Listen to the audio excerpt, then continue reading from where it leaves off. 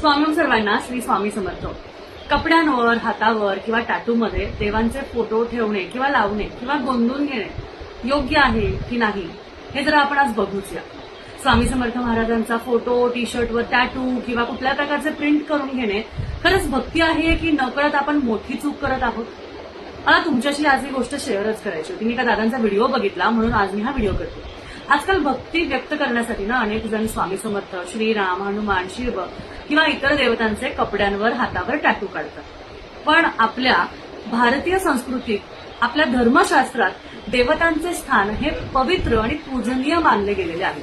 प्रदर्शनासाठी अजिबात नाही.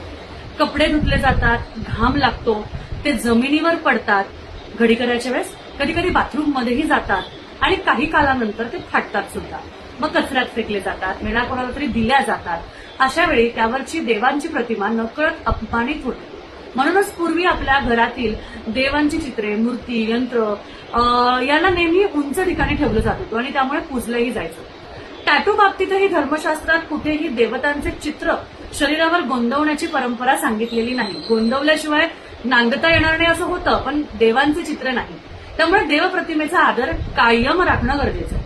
हो, काही परंपरांमध्ये फक्त राम, ओम, राधे किंवा कुलदेवतांचे नाम शरीरावर लिहिण्याची प्रथा आढळते, पण तीही श्रद्धा असेल तर त्याचीही गरज नाही. म्हणजे असं मला वाटतं की श्रद्धा असेल तर तुम्हाला त्याचीही गरज वाटत नाही. महत्वाची गोष्ट म्हणजे काय तर भक्ती दाखवण्यासाठी नाही.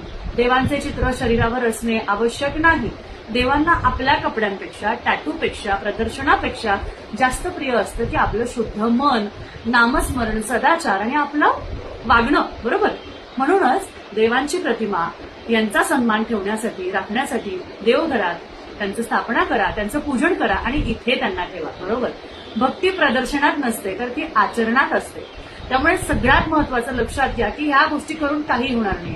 देवांचे फोटो कपड्यांवर किंवा टॅटूमध्ये ठेवणे योग्य आहे की नाही, शास्त्र काय सांगतं आणि त्याचबरोबर तुम्हाला हे कितपत पटतं हे मला कमेंटमध्ये नक्कीच तुम्ही सांगू शकता. धन्यवाद.